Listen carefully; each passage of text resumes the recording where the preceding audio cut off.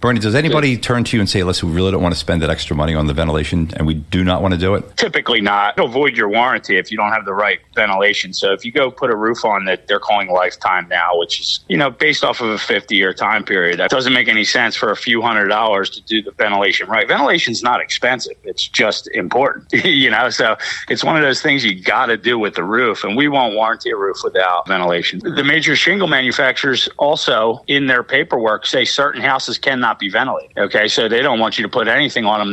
They'd rather encapsulate them. It happens a lot with houses with cathedral ceilings upstairs that don't have any baffles, and they don't want to see any ventilation in there because it could turn counteractive and actually draw air into the attic. Good rule of thumb for a homeowner: if they've got an attic space that they can get into, they want the temperature in there within 15 degrees to 20 degrees of outside temperature. So if it's 30 degrees in the wintertime, you want your attic around 45 degrees probably. And your barrier is your insulation. From your house to the attic space, the insulation is your barrier to keep your house comfortable, and the attic space is supposed to be very close to outside temperature.